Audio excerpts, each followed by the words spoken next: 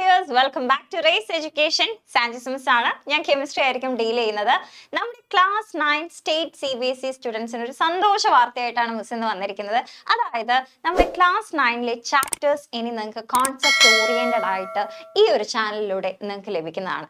അതായത് നമ്മുടെ class 9 state CBSEയിലെ എല്ലാ ചാപ്റ്റേഴ്സും വളരെ ഡീറ്റെയിൽഡ് ആയിട്ട്, വളരെയധികം കോൺസെപ്റ്റ് ഓറിയന്റഡ് ആയിട്ട് നിങ്ങളുടെ ടൈം ഒന്നും വേസ്റ്റ് ചെയ്യാതെ നിങ്ങളുടെ ടൈമിനനുസരിച്ച് പഠിക്കാൻ വേണ്ടിയിട്ട് നമ്മൾ ഇതാ റെക്കോർഡഡ് ആയിട്ടുള്ള വീഡിയോസ് ആയിട്ട് ചാനൽ അപ്ലോഡ് ചെയ്യും. അപ്പോൾ ഇതുവരെ ചാനൽ സബ്സ്ക്രൈബ് ചെയ്യാത്ത എല്ലാവരും പെട്ടെന്ന് തന്നെ നമ്മുടെ ചാനൽ സബ്സ്ക്രൈബ് ചെയ്യാം. ആൻഡ് ഓൾസോ നിങ്ങളുടെ ഫ്രണ്ട്സിനെയും കൂടെ ഒന്ന് ഷെയർ ചെയ്യാം.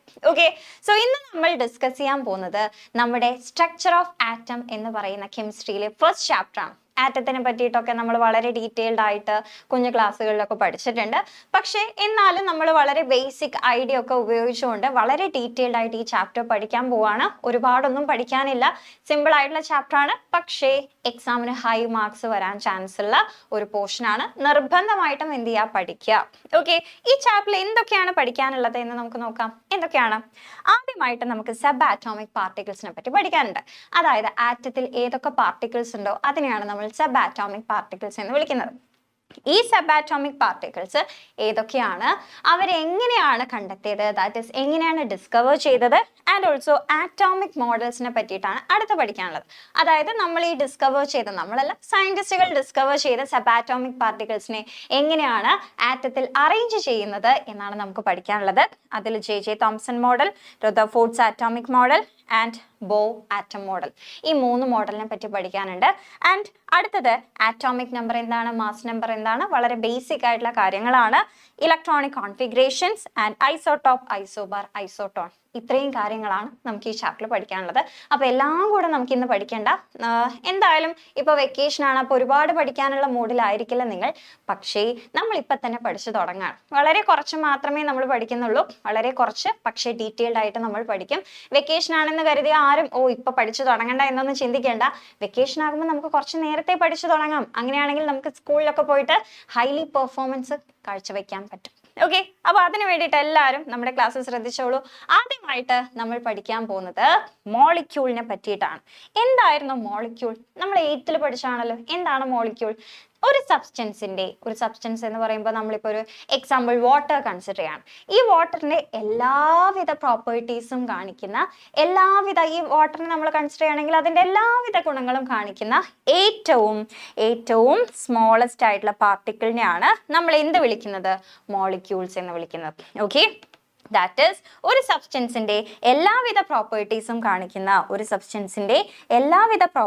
കാണിക്കുന്ന പാർട്ടിക്കിൾസിനെയാണ് നമ്മൾ എന്ത് വിളിക്കുന്നത്? നമ്മൾ മോളിക്യൂൾ എന്ന് വിളിക്കുന്നത്. ഈ മോളിക്യൂൾസ് ആണ് നമ്മുടെ നേച്ചറിൽ ഫ്രീലി എക്സിസ്റ്റ് ചെയ്യുന്നത്. ഓക്കെ ആണല്ലോ. അതായത് നമ്മളിപ്പോൾ വാട്ടർ എടുക്കുകയാണെങ്കിൽ വാട്ടറിലെ മോളിക്യൂൾ എന്താണ്? H2 ആണ്. അതായത് ഞാനിപ്പോൾ വാട്ടർ എടുക്കുകയാണ്. ഈ വാട്ടർ എന്ന് പറഞ്ഞാൽ വെള്ളം. ഈ വെള്ളത്തിലെ എല്ലാവിധ ഗുണങ്ങളും എല്ലാവിധ പ്രോപ്പർട്ടീസും കാണിക്കുന്ന ഇതിലെ ടൈനിയസ്റ്റ് ആയിട്ടുള്ള പാർട്ടിക്കിൾസ് ആണ്, ഏറ്റവും ടൈനി എന്നല്ല, ടൈനിയസ്റ്റ് ആയിട്ടുള്ള, അതായത് ഇതിൽ കണ്ടെയ്ൻ ചെയ്യുന്ന പാർട്ടിക്കിൾസിനെയാണ് നമ്മൾ എന്ത് വിളിക്കുന്നത്? മോളിക്യൂൾസ് എന്ന് വിളിക്കുന്നത്. ഓക്കെ, മോളിക്യൂൾസ് എന്ന് വിളിക്കുന്നത്. ഓക്കെ, ഈ മോളിക്യൂൾസിന്റെ ഉള്ളിലായിട്ട് ഈ മോളിക്യൂൾസിനെ പിന്നെ ഡിവൈഡ് ചെയ്ത് പോകുന്ന സമയത്ത് നമുക്ക് ടൈനി ആയിട്ടുള്ള ആറ്റംസ് കിട്ടും. ആറ്റംസിനെ പിന്നെ ഡിവൈഡ് ചെയ്ത് പോകുമ്പോൾ ആറ്റംസിന്റെ ഉള്ളിൽ അതിലും ടൈനി ആയിട്ടുള്ള പാർട്ടിക്കിൾസ് കിട്ടും. അങ്ങനെ നമ്മൾ എന്ത് ചെയ്യാണ്? ഇങ്ങനെ മോളിക്യൂളിനെ ഡിവൈഡ് ചെയ്തു, ആറ്റത്തിനെ ഡിവൈഡ് ചെയ്തു, ഇങ്ങനെ പാർട്ടിക്കിൾസിനെ ഐഡന്റിഫൈ ചെയ്ത് പോവുകയാണ്. അതാണ് ആക്ച്വലി ഇന്നത്തെ നമ്മുടെ ജേർണി എന്ന് പറയുന്നത്. അങ്ങനെയാണെങ്കിൽ നമ്മൾ മോളിക്യൂൾസ് എന്താണെന്ന് മനസ്സിലാക്കി. ആൻഡ് പലർക്കും കൺഫ്യൂഷൻ ഉള്ളൊരു കാര്യമാണ്, എന്താണ് മോളിക്യൂൾ, എന്താണ് ആറ്റം, എന്താണ് എലമെന്റ്. അപ്പോൾ അതൊക്കെ നമ്മൾ ഇന്നത്തെ ക്ലാസ്സോട് കൂടെ ക്ലിയർ ചെയ്യാണ്. അങ്ങനെയാണെങ്കിൽ മോളിക്യൂൾസിന് കുറച്ച് എക്സാമ്പിൾ ഉണ്ടല്ലോ. നിങ്ങൾ നോക്കിക്കേ, ഷുഗർ എന്ന് പറയുന്ന ഒരു മോളിക്യൂൾ തന്നിട്ടുണ്ട്. അപ്പോൾ ഈ ഒരു മോളിക്യൂളിന്റെ ഉള്ളിലേക്ക് നമ്മൾ പിന്നെയും അതിനെ എന്ത് ചെയ്യാണ്? ഉള്ളിലേക്ക് നോക്കുന്ന സമയത്ത് ഈ മോളിക്യൂളിൽ കുറച്ച് ഡിഫറെൻ്റ് ആയിട്ടുള്ള ആറ്റംസ് ഉണ്ട്. ആരൊക്കെയാണ്? കാർബൺ ഉണ്ട്, ഹൈഡ്രജൻ ഉണ്ട്, ഓക്സിജൻ ഉണ്ട്. ഇങ്ങനെ കാർബണും ഹൈഡ്രജനും ഓക്സിജനും ഒക്കെ അടങ്ങിയിട്ടുള്ള C12H22O11 എന്ന് പറയുന്ന മോളിക്യൂൾ ആണ് ഷുഗറിലുള്ളത്. ഒരുപാട് മോളിക്യൂൾ കൂടി ചേർന്നിട്ടാണ് എന്ത് ഫോം ചെയ്യുന്നത്? ഷുഗർ ഫോം ചെയ്യുന്നത്. അടുത്തത് ഗ്ലൂക്കോസ് ഒന്ന് നോക്കിക്കേ. ഗ്ലൂക്കോസില് കാർബൺ ഉണ്ട്, ഹൈഡ്രജൻ ഉണ്ട്, ഓക്സിജൻ ഉണ്ട്. ഈ കാർബൺ, ഹൈഡ്രജൻ, ഓക്സിജൻ ഒക്കെ കൂടി എന്ത് ചെയ്തിട്ടാണ്? കമ്പൈൻ ചെയ്തിട്ടാണ് നമ്മുടെ ഗ്ലൂക്കോസിൽ നമുക്ക് കാണാൻ പറ്റുന്നത്. അതായത് C6H12O6 എന്ന് പറയുന്ന മോളിക്യൂൾസ് ആയിരിക്കും എവിടെ കണ്ടെയ്ൻ ചെയ്യുന്നത്? ഗ്ലൂക്കോസിൽ കണ്ടെയ്ൻ ചെയ്യുന്നത്.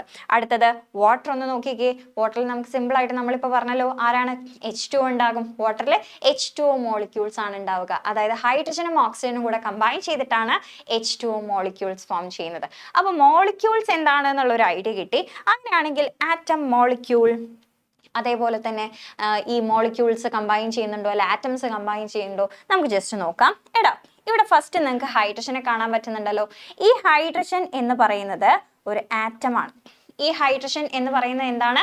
ഒരു ആറ്റമാണ്. അങ്ങനെയാണെങ്കിൽ അടുത്ത് നിങ്ങൾക്ക് H2 കാണാൻ പറ്റുന്നുണ്ടല്ലോ.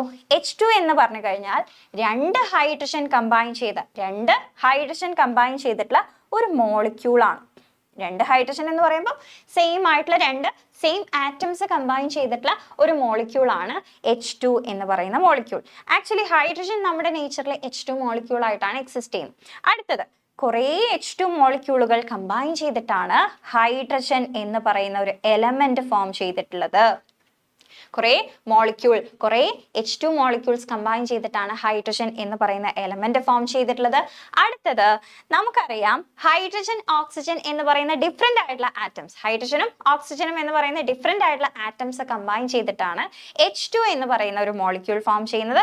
അതായത് ഡിഫറെന്റ് ആറ്റംസ് കണ്ടെയ്ൻ ചെയ്യുന്ന ഒരു മോളിക്യൂളാണിത്. ഡിഫറെന്റ് ആറ്റംസ് കണ്ടെയ്ൻ ചെയ്യുന്ന ഒരു മോളിക്യൂളാണ് ഇവിടെ തന്നിരിക്കുന്ന H2O എന്ന് പറയുന്നത്. ഇങ്ങനെ H2O മോളിക്യൂൾസ് ഒക്കെ കമ്പൈൻ ചെയ്തിട്ടാണ് ലാസ്റ്റ് വാട്ടർ പോലെയുള്ള ഒരു കോമ്പൗണ്ട് ആയിട്ട് മാറുന്നത്. ഓക്കെ, അപ്പൊ നമുക്കിപ്പോൾ മനസ്സിലായി മോളിക്യൂൾസിന്റെ ഉള്ളിൽ ആരാണുള്ളത്, മോളിക്യൂൾസ് എങ്ങനെയൊക്കെ കമ്പൈൻ ചെയ്യും. സെയിം ആയിട്ടുള്ള മോളിക്യൂൾസ് കമ്പൈൻ ചെയ്യും, ഡിഫറെന്റ് ആയിട്ടുള്ള ആറ്റംസ്, സെയിം ആയിട്ടുള്ള ആറ്റംസ് കമ്പൈൻ ചെയ്ത് മോളിക്യൂൾസ് ഫോം ചെയ്യും, ഡിഫറെന്റ് ആയിട്ടുള്ള ആറ്റംസ് കമ്പൈൻ ചെയ്തിട്ടും മോളിക്യൂൾസ് ഫോം ചെയ്യും. ഓക്കെ, അപ്പൊ ജസ്റ്റ് ആറ്റം ആണ് ഏറ്റവും ടൈനിയസ്റ്റ് എന്ന് നമുക്ക് മനസ്സിലായി. മുന്നേ ജോൺ ഡാൾട്ടൺ എന്ന് പറയുന്ന സയന്റിസ്റ്റ് ഒക്കെ പറഞ്ഞത് ആറ്റം ആണ് ഏറ്റവും ടൈനിയസ്റ്റ് ആയിട്ടുള്ള പാർട്ടിക്കിൾ, പിന്നെ അതിനെ ഡിവൈഡ് ചെയ്യാൻ പറ്റില്ല എന്നായിരുന്നു ആദ്യത്തെ ആറ്റോമിക് തിയറിയിൽ നമ്മൾ പഠിച്ചത്. പക്ഷേ ആറ്റത്തിനെ ഡിവൈഡ് ചെയ്യാൻ പറ്റുമല്ലോ. ആറ്റം എന്താണ്? ഡിവിസിബിൾ ആണ്. ആറ്റത്തിന്റെ ഉള്ളിൽ സബ് ആറ്റോമിക് പാർട്ടിക്കിൾസ് ഉണ്ട്. ഏതൊക്കെയായിരുന്നു? പ്രോട്ടോൺ, ഇലക്ട്രോൺ, ന്യൂട്രോൺ എന്ന് പറയുന്ന 3 സബ് ആറ്റോമിക് പാർട്ടിക്കിൾസ് ആണ് നമ്മുടെ ആറ്റത്തിൽ എക്സിസ്റ്റ് ചെയ്യുന്നത്. അപ്പൊ ഈ ഒരു സബ് ആറ്റോമിക് പാർട്ടിക്കിൾസിനെ വെറുതെ കണ്ടുപിടിച്ചാണോ? കഷ്ടപ്പെട്ട് സയന്റിസ്റ്റുകൾ ഒരുപാട് എക്സ്പെരിമെന്റ്സിലൂടെയാണ് കണ്ടുപിടിച്ചത്. ഒരു ദിവസം പെട്ടെന്ന് ഗസ് ചെയ്തോന്നല്ല ആറ്റത്തിൽ ഇലക്ട്രോൺ ഉണ്ടോ എന്നുള്ളത്. അല്ല, സയന്റിഫിക് എവിഡൻസോട് കൂടെയാണ്. അപ്പൊ എന്തായാലും നമ്മൾ ആ സയന്റിഫിക് എവിഡൻസ് എന്താണെന്ന് അറിയണ്ടേ? നമുക്ക് നോക്കാം ഏത് എക്സ്പെരിമെന്റിലൂടെയാണ് ഓരോ സബ് ആറ്റോമിക് പാർട്ടിക്കിൾസിനെ കണ്ടുപിടിച്ചത്. ഒന്നാമതായിട്ട് നമ്മൾ പഠിക്കാൻ പോകുന്നത് ഇലക്ട്രോണിന്റെ ഡിസ്കവറിയെ പറ്റിയിട്ടാണ്. ആരെയാണ്? ഇലക്ട്രോണിന്റെ ഡിസ്കവറിയെ പറ്റി. ഇലക്ട്രോണിന്റെ ഡിസ്കവറിയെ പറ്റി അറിയണമെങ്കിൽ നമ്മൾ ഡിസ്ചാർജ് ട്യൂബിനെ പറ്റി അറിയണം. ഈ ഡിസ്ചാർജ് ട്യൂബ് ആരാ? നിങ്ങൾക്ക് ഇവിടെ കാണാൻ പറ്റുന്നുണ്ട്, ഒരു ഗ്ലാസ് ട്യൂബ്. എന്താണ്? ഒരു ഗ്ലാസ് ട്യൂബ്. ഈ ഗ്ലാസ് ട്യൂബില് 2 ഇലക്ട്രോഡുകൾ, ഈ ഗ്ലാസ് ട്യൂബില് 2 മെറ്റൽ ഇലക്ട്രോഡുകൾ വെച്ചിട്ടുണ്ട്.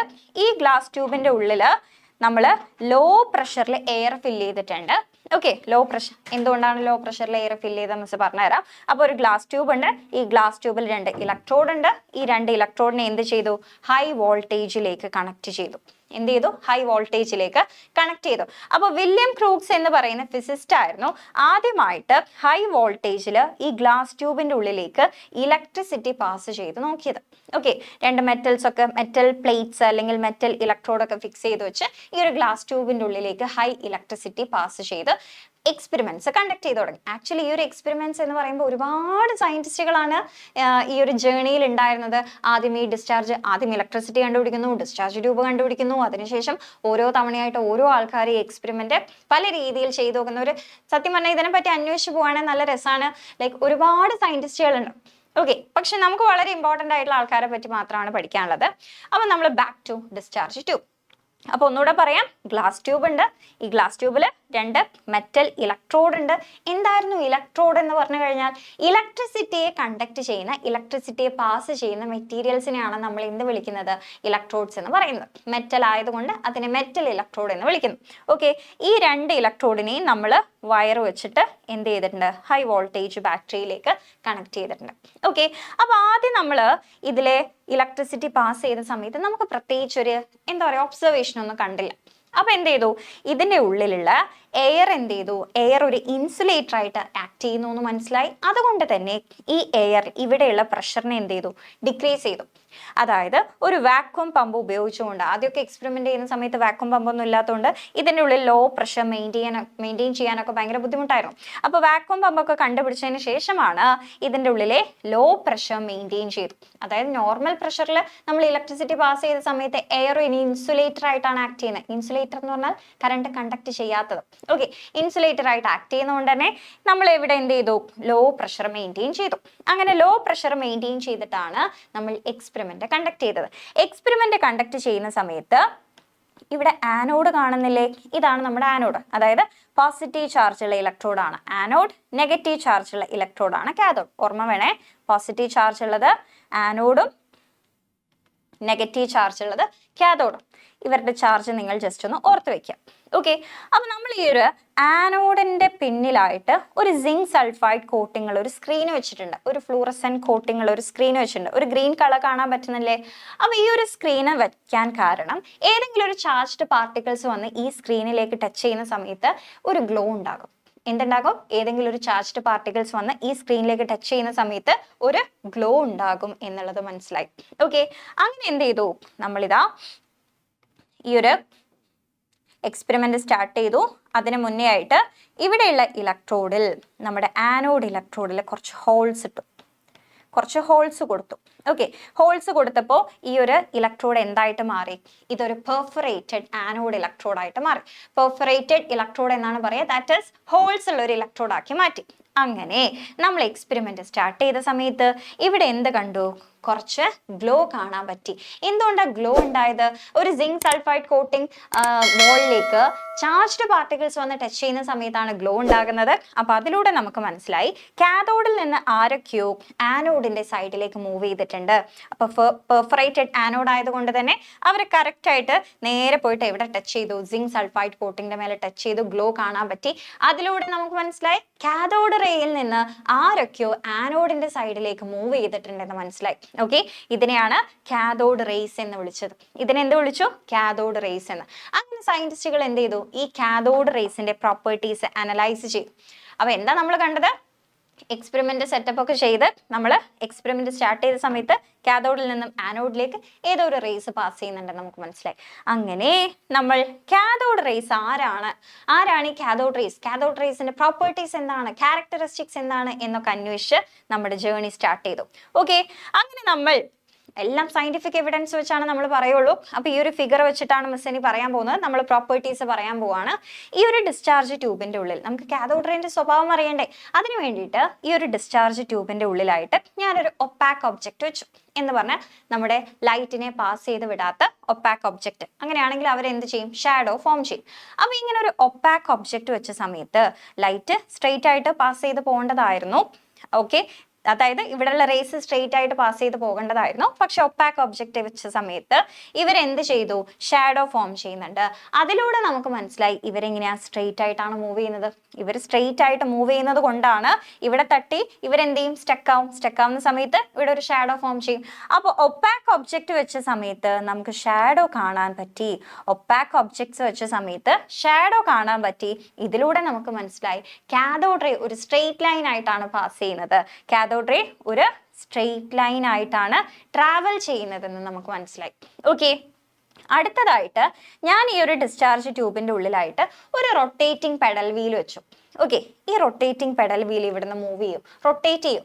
അതിനെ റൊട്ടേറ്റ് ചെയ്യിക്കാൻ അതിൻ്റെ ഉള്ളിൽ എന്തെങ്കിലും ഉണ്ടോ? ഈ ഡിസ്ചാർജ് ട്യൂബിന്റെ ഉള്ളിൽ ഒരു റൊട്ടേറ്റിംഗ് പെഡലിനെ റൊട്ടേറ്റ് ചെയ്യുന്ന തരത്തിൽ എന്തെങ്കിലും നമുക്ക് ഇവിടെ കാണാൻ പറ്റുന്നുണ്ടോ? ഇല്ല. പക്ഷെ കാഥോഡ് റേസ് പാസ് ചെയ്യുന്ന സമയത്ത് ഈ റൊട്ടേറ്റിംഗ് വീൽ റൊട്ടേറ്റ് ചെയ്യാൻ തുടങ്ങി. ഓക്കെ, ഇത് എന്ത് ചെയ്തു? റൊട്ടേറ്റ് ചെയ്യാൻ തുടങ്ങി. ഈ പെഡൽ എന്ത് ചെയ്യുന്നു? റൊട്ടേറ്റ് ചെയ്യാൻ തുടങ്ങി. അങ്ങനെ റൊട്ടേറ്റ് ചെയ്യണമെങ്കിൽ ഏതെങ്കിലും പാർട്ടിക്കിൾസ് ഈ പെഡൽ വീലിനെ വന്ന് ടച്ച് ചെയ്യണ്ടേ? അതിലൂടെയാണ് നമുക്ക് മനസ്സിലായത് കാഥോഡ് റേ എന്ന് പറയുന്ന ആൾക്ക് മാസ് ഉണ്ട്, ഒരു മാസ് ഉള്ള പാർട്ടിക്കിൾ ആണെന്ന് നമുക്ക് മനസ്സിലായി. അപ്പോൾ എങ്ങനെയാണ് നമുക്ക് മനസ്സിലായത്? അത് ഇമ്പോർട്ടൻ്റ് ആണ്, എക്സാമിന് മേ ബി ചോദിക്കാൻ ചാൻസ് ഉണ്ട്. അപ്പോൾ കാഥോഡ് റേക്ക് മാസ് ഉണ്ടെന്ന് മനസ്സിലായി. എങ്ങനെയാണ് നമുക്ക് മനസ്സിലായത്? സ്മോൾ പെഡൽ വീല് നമ്മൾ പ്ലേസ് ചെയ്ത സമയത്ത് അത് റൊട്ടേറ്റ് ചെയ്യുന്നു എന്ന് നമുക്ക് മനസ്സിലായി.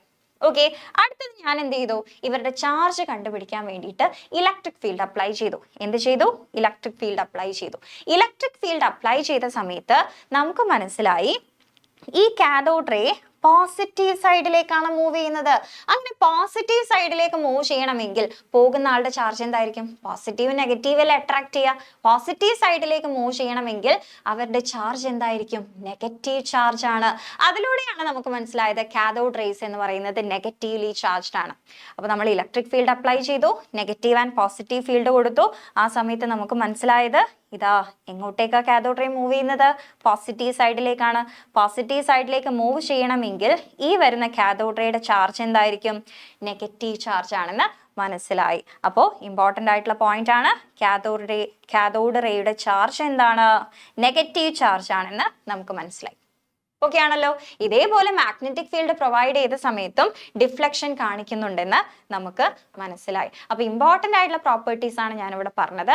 ആൻഡ് ഓൾസോ നമുക്ക് പറയുകയാണെങ്കിൽ നമ്മളിവിടെ മെറ്റൽ ഇലക്ട്രോഡ് അല്ലേ എടുത്തത്, അതേപോലെ ഇതിൻ്റെ ഉള്ളിൽ ഞാൻ ഡിഫറെൻ്റ് ആയിട്ടുള്ള ഡിസ്ചാർജ് ട്യൂബിൻ്റെ ഉള്ളിലായിട്ട് ഡിഫറെൻ്റ് ആയിട്ടുള്ള ഗ്യാസസ് ഫില്ല് ചെയ്ത സമയത്തൊക്കെ എനിക്ക് സെയിം ആയിട്ടുള്ള പ്രോപ്പർട്ടീസ്, സെയിം ആയിട്ടുള്ള ഒബ്സർവേഷനാണ് കാണാൻ പറ്റുന്നത്.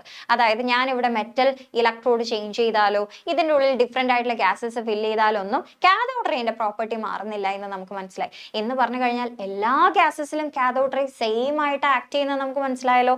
അങ്ങനെ നമുക്ക് ഇവരുടെ പ്രോപ്പർട്ടീസ് ഒന്ന് കൺക്ലൂഡ് ചെയ്യാം. കാഥോഡ് റേയുടെ പ്രോപ്പർട്ടീസ് എന്തൊക്കെ പ്രോപ്പർട്ടീസാണ് നമ്മൾ കണ്ടത്? ഷാഡോ ഫോം ചെയ്തതിലൂടെ സ്ട്രെയിറ്റ് ലൈൻ ആയിട്ടാണ് ട്രാവൽ ചെയ്യുന്നത് നമുക്ക് മനസ്സിലായി. പെഡൽ വീൽ റൊട്ടേറ്റ് ചെയ്തത് കൊണ്ട് കാഥോഡ് റേക്ക് മാസ് ഉണ്ട് എന്ന് പറഞ്ഞാൽ മെക്കാനിക്കൽ എഫക്ട്സ് ഉള്ള ഒരു പാർട്ടിക്കിൾ ആണെന്ന് മനസ്സിലായി. ഓക്കെ, അടുത്തത് ഇലക്ട്രിക് ഫീൽഡ് നമ്മൾ പ്രൊവൈഡ് ചെയ്തല്ലോ. ഇലക്ട്രിക് ഫീൽഡ് പ്രൊവൈഡ് ചെയ്ത സമയത്ത് പോസിറ്റീവ് പ്ലേറ്റിന്റെ സൈഡിലേക്കാണ് മൂവ് ചെയ്യുന്നത്. അങ്ങനെയാണെങ്കിൽ കാഥോഡ് റേയുടെ ചാർജ് ഏതായിരിക്കും? യെസ്, നെഗറ്റീവ് ചാർജ് ആണെന്ന് നമുക്ക് മനസ്സിലായി. എന്താണ്? നെഗറ്റീവ് ചാർജ് ആണെന്നും നമുക്ക് മനസ്സിലായി. And also magnetic field provide ചെയ്ത സമയത്ത് അതിന്റെ പാത്ത് എന്ത് ചെയ്യുന്നുണ്ട്? ഡിഫ്ലക്ട് ചെയ്യുന്നുണ്ട്. അതേപോലെ നമ്മൾ ഇലക്ട്രോഡുകളെ ചേഞ്ച് ചെയ്ത് നോക്കി, ഗ്യാസസിനെ ചേഞ്ച് ചെയ്ത് നോക്കി. ആ സമയത്തൊക്കെ പ്രോപ്പർട്ടീസിന് ഒരു ചേഞ്ചും ഇല്ലാതെ സെയിം ആയിട്ട് റിമെയിൻ ചെയ്തു. ഓക്കെ, ഈ ഒരു നെഗറ്റീവ്ലി ചാർജ്ഡ് ആയിട്ട് സ്ട്രെയിറ്റ് ലൈൻ ആയിട്ട് പാസ് ചെയ്യുന്ന ഈ ഒരു പാർട്ടിക്കിൾസിനെ നമ്മൾ ഇലക്ട്രോൺസ് എന്ന് വിളിച്ചു. ആക്ച്വലി അത് ഇലക്ട്രോൺസ് ആണെന്ന് കണ്ടെത്തിയത് ആരാണ്? ജെ തോംസൺ ആണ്. ആരാണ്? ജെ തോംസൺ ആണ് ഇത് ഇലക്ട്രോൺസ് ആണെന്ന് ഐഡന്റിഫൈ ചെയ്തത്. അങ്ങനെ ഒന്നാമത്തെ സബാറ്റോമിക് പാർട്ടിക്കിൾ ആയിട്ടുള്ള ഇലക്ട്രോൺ നമ്മൾ കണ്ടുപിടിച്ചു. ആരാണ് ഐഡന്റിഫൈ ചെയ്തത്? ജെ തോംസൺ ആണ്. ഓക്കെ ആണല്ലോ, ജെ തോംസൺ. അപ്പോൾ എന്താണ് കാഥോഡ് റേ പ്രോപ്പർട്ടീസ്? എന്തൊക്കെയാണ് കാഥോഡ് റേയുടെ പ്രോപ്പർട്ടീസ്? ഡിസ്ചാർജ് ട്യൂബ് എക്സ്പെരിമെന്റ് എങ്ങനെയാണ് കണ്ടക്ട് ചെയ്തത്? ഇത്രയും കാര്യങ്ങൾ നിർബന്ധമായിട്ടും പഠിക്കണം. എക്സാമിന് ക്വസ്റ്റ്യൻസ് വരാറുണ്ട്. ഓക്കെ, അങ്ങനെയാണെങ്കിൽ ജെ തോംസൺ എന്ത് ചെയ്തു? ഈ ഒരു ഇലക്ട്രോൺ എന്ന് പറയുന്ന നെഗറ്റീവ്ലി ചാർജ്ഡ് പാർട്ടിക്കിളിന്റെ ചാർജ് ടു മാസ് റേഷ്യോ കണ്ടുപിടിക്കാൻ ശ്രമിച്ചു. അങ്ങനെ അദ്ദേഹത്തിന് ചാർജ് ടു മാസ് റേഷ്യോ മാത്രമായിട്ട് ഒരു വാല്യൂ കിട്ടി. 1.76 × 10⁻11 കൂളോം പെർ കിലോഗ്രാം എന്ന് പറയുന്ന ചാർജ് ടു മാസ് റേഷ്യോ. അതായത് ഇലക്ട്രോണിന്റെ ചാർജിന്റെയും മാസിന്റെയും റേഷ്യോ കണ്ടുപിടിച്ചു. പക്ഷേ അദ്ദേഹത്തിന് സെപ്പറേറ്റ് ആയിട്ട് ചാർജോ സെപ്പറേറ്റ് ആയിട്ട് മാസോ കണ്ടുപിടിക്കാൻ പറ്റില്ല. അതിനുശേഷമാണ് റോബർട്ട് മില്ലിക്കൺ വരുന്നത്. ഓരോ സയന്റിസ്റ്റും ഓരോ ഹീറോസ് ആണ് ആ ടൈമിൽ. റോബർട്ട് മില്ലിക്കൺ വന്നിട്ട് എന്ത് ചെയ്തു? റോബർട്ട് മില്ലിക്കൺ പറഞ്ഞു ഞാൻ ഹെൽപ്പ് ചെയ്യാം എന്ന് പറഞ്ഞിട്ട് ഓയിൽ ഡ്രോപ്പ് എക്സ്പെരിമെന്റിലൂടെ റോബർട്ട് മില്ലിക്കൺ നമ്മുടെ ഇലക്ട്രോണിന്റെ ചാർജ് മാത്രം കണ്ടുപിടിച്ചു. ഇലക്ട്രോണിന്റെ ചാർജ് എത്രയാണ്? 1.6 × 10⁻19 കൂളോംബ് ആണെന്ന് ആര് കണ്ടുപിടിച്ചു? നമ്മുടെ റോബർട്ട് മില്ലിക്കൺ കണ്ടുപിടിച്ചു. ഓക്കെ, ഈ റോബർട്ട് മില്ലിക്കൺ ആണ് നമ്മുടെ ഇലക്ട്രോണിന്റെ ചാർജ് കണ്ടുപിടിച്ചത്. അങ്ങനെ ഇലക്ട്രോണിന്റെ ചാർജ് കിട്ടിക്കഴിഞ്ഞാൽ എന്ത് കണ്ടുപിടിക്കാൻ പറ്റും? നമുക്കിനി മാസ് കണ്ടുപിടിക്കാൻ പറ്റും. Because already charge by mass ratio എന്ന് പറഞ്ഞു കഴിഞ്ഞാൽ E/m റേഷ്യോ ആര് കണ്ടുവച്ചിട്ടുണ്ട്? J Thomson. ഇതില് ചാർജ് E എന്ന് പറഞ്ഞ ചാർജ് ആണ്. ചാർജ് നമുക്ക് ആര് കണ്ടുപിടിച്ചു തന്നു? റോബർട്ട് മില്ലിക്കൺ കണ്ടുപിടിച്ചു തന്നു. അങ്ങനെ ജെ തോംസൺ എന്ത് ചെയ്തു? നമ്മുടെ ചാർജും ഇലക്ട്രോണിന്റെ ചാർജും E/m റേഷ്യോ ഉപയോഗിച്ചുകൊണ്ട് മാസ് ഓഫ് ഇലക്ട്രോൺ കണ്ടുപിടിച്ചു. ഇമ്പോർട്ടൻ്റ് ആണ്, നമുക്ക് ഹയർ ക്ലാസ്സസിലൊക്കെ വളരെ ഇമ്പോർട്ടൻ്റ് ആയിട്ട് ആവശ്യമുള്ളതാണ്. മാസ് ഓഫ് ഇലക്ട്രോൺ കണ്ടുപിടിച്ചു. ഇനി മാസ് ഓഫ് ഇലക്ട്രോൺ കിട്ടിക്കഴിഞ്ഞു. അതായത് നമുക്ക് ചാർജ് റോബർട്ട് മില്ലിക്കൺ കണ്ടുപിടിച്ചു, J Thomson already E/m ratio കണ്ടുപിടിച്ചിരുന്നു. അതിലേക്ക് ഈ ചാർജ് സബ്സ്റ്റിറ്റ്യൂട്ട് ചെയ്ത സമയത്ത്, ചാർജിന്റെ വാല്യൂ സബ്സ്റ്റിറ്റ്യൂട്ട് ചെയ്ത സമയത്ത് നമുക്ക് എന്ത് കിട്ടി? മാസിന്റെ വാല്യൂ കിട്ടി. എത്രയായിരുന്നു? 9.1 × 10⁻³ കിലോഗ്രാം ആണ്. 9.1 × 10⁻³ കിലോഗ്രാം ആണെന്ന് കിട്ടി. ഓക്കെ ആണല്ലോ? യെസ്. അങ്ങനെയാണെങ്കിൽ ഇലക്ട്രോണിന്റെ ചാർജ് എന്താണ് എന്ന് നോട്ട് ചെയ്തോളൂ. അതേപോലെ മാസ് എന്താണെന്ന് നോട്ട് ചെയ്തോളൂ. Charge 1.6 × 10⁻19 coulomb of negative charge ആണ്. ആൻഡ് മാസ് എന്ന് പറയുന്നത് 9.1 × 10⁻³ കിലോഗ്രാം ആണ്. ഓക്കെ, അങ്ങനെ നമ്മൾ ഇലക്ട്രോണിന്റെ ഡിസ്കവറിയെ പറ്റി വളരെ ഡീറ്റെയിൽഡ് ആയിട്ട് പഠിച്ചു. ഇനി നമുക്ക് പഠിക്കാനുള്ളത് പ്രോട്ടോണിന്റെ ഡിസ്കവറിയാണ്. അതായത് പ്രോട്ടോണിന്റെ ഡിസ്കവറി ഇതേപോലെ തന്നെ നമ്മൾ ഡിസ്ചാർജ് ട്യൂബ് എക്സ്പെരിമെന്റിലൂടെ തന്നെയാണ് കണ്ടുപിടിച്ചത്. നമ്മൾ ഇത്തവണ എന്ത് ചെയ്തു? നമ്മുടെ കാഥോഡ്, കാഥോഡ് പെർഫറേറ്റഡ് ആക്കി. എന്നിട്ട് കാഥോഡിന്റെ പിന്നിലായിട്ട് നമ്മളൊരു ഫ്ലൂറസെന്റ് കോട്ടിങ് കൊടുത്തു.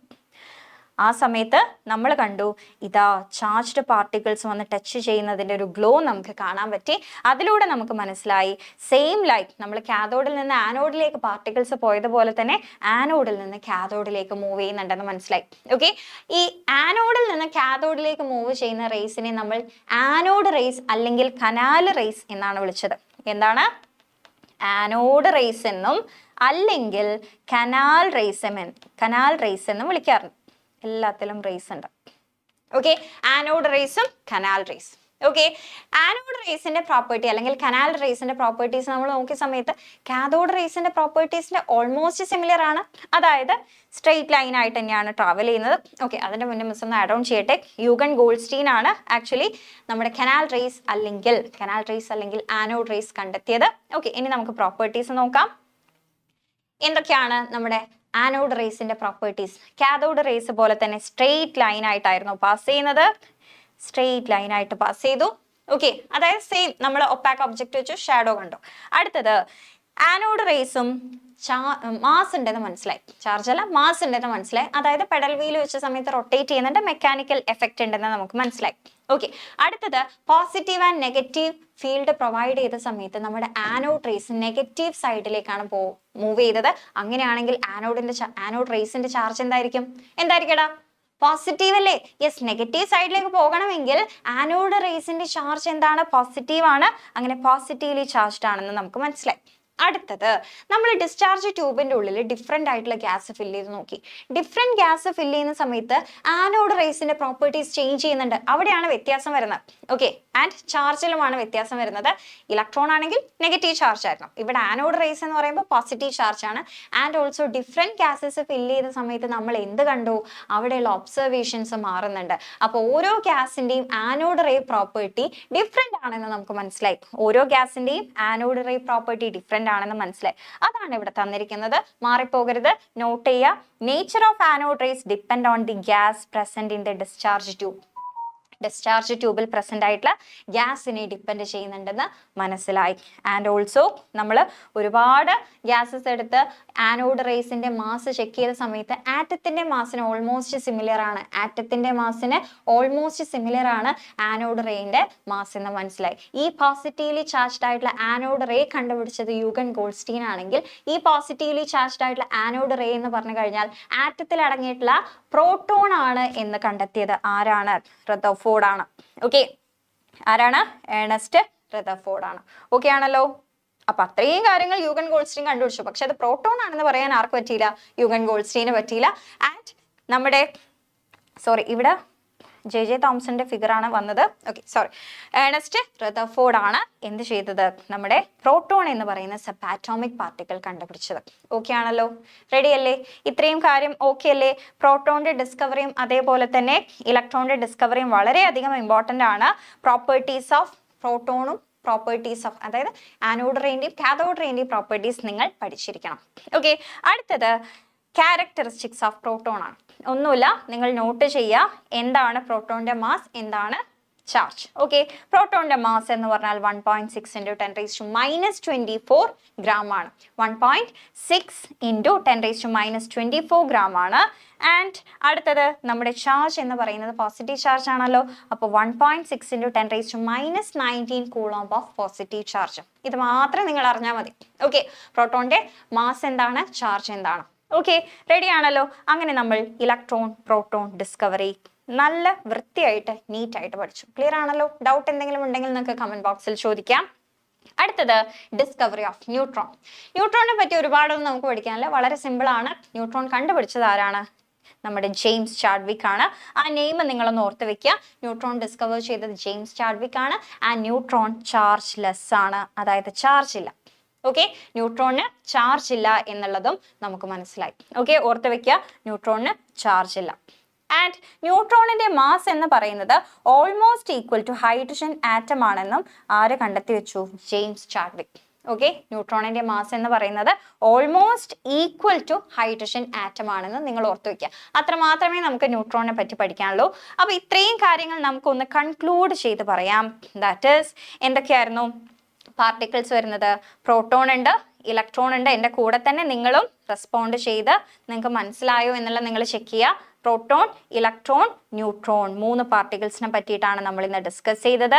പ്രോട്ടോൺ എന്ന് പറയുന്നത് ന്യൂക്ലിയസിലാണ്, ഇലക്ട്രോൺ എന്ന് പറയുന്നത് ന്യൂക്ലിയസിന് പുറത്താണ്. ആരാണ് ന്യൂക്ലിയസ് എന്നൊക്കെ നമുക്ക് അടുത്ത ക്ലാസ്സിൽ പഠിക്കാം. ഔട്ട്സൈഡ് ന്യൂക്ലിയസ് ആണ്. ന്യൂട്രോൺ എവിടെയാണ്? ന്യൂക്ലിയസിലാണ്. പ്രോട്ടോണും ന്യൂട്രോണും ന്യൂക്ലിയസിലാണ്, ഇലക്ട്രോൺ ന്യൂക്ലിയസിന് പുറത്താണ്. അടുത്തത് ചാർജ് നമ്മൾ റിലേറ്റീവ് ആയിട്ട് പറയുമ്പോൾ പ്രോട്ടോണിന്റെ ചാർജ് +1 ആണ്. പോസിറ്റീവ് ചാർജ് അല്ലേ? യെസ്. ഇലക്ട്രോണിന്റെ -1 ആണ്. ആൻഡ് ന്യൂട്രോണിന് ചാർജ് ഇല്ലാത്തത് കൊണ്ട് 0 ആണ്. മാസും നമ്മൾ റിലേറ്റീവ് ആയിട്ട് എടുക്കുക, 1 ആയിട്ടാണ്. ന്യൂട്രോണും പ്രോട്ടോണും 1 ആയിട്ട് എടുക്കും. പക്ഷേ ന്യൂട്രോണിനും പ്രോട്ടോണിനെ കമ്പയർ ചെയ്യുമ്പോൾ ഇലക്ട്രോണിന്റെ മാസ് കുറവായത് കൊണ്ട് തന്നെ നമ്മൾ 0 ആയിട്ടാണ് എടുക്കുന്നത്. ഈ U എന്ന് പറഞ്ഞു കഴിഞ്ഞാൽ നമ്മൾ ആറ്റത്തിന്റെ മാസ് റെപ്രസെന്റ് ചെയ്യാൻ വേണ്ടി യൂസ് ചെയ്യുന്ന യൂണിറ്റ് ആണ് ആറ്റോമിക് മാസ് യൂണിറ്റ്. എന്താണ്?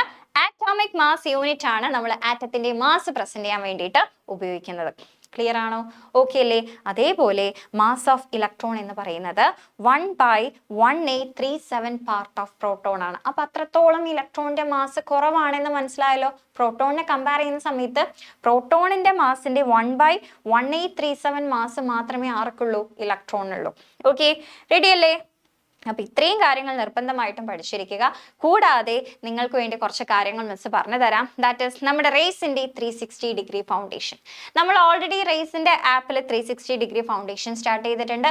എന്താണ് ഈ 360 ഡിഗ്രി ഫൗണ്ടേഷൻ? അതായത് മക്കളുടെ ഓവറോൾ ഡെവലപ്മെന്റ്.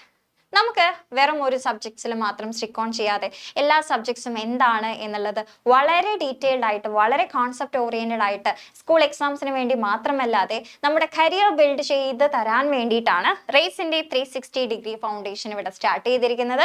അപ്പോൾ ഓൾറെഡി ആപ്പിൽ ട്രയൽ ക്ലാസ്സസ് ഉണ്ട്, നിങ്ങൾക്ക് ജോയിൻ ചെയ്യാം. ഫ്രീ ആയിട്ട്, നിങ്ങൾ പൈസ ഒന്നും അടയ്ക്കേണ്ട ആവശ്യമില്ല. ഫ്രീ ആയിട്ട് കയറി ക്ലാസ് അറ്റൻഡ് ചെയ്ത് നോക്കുക.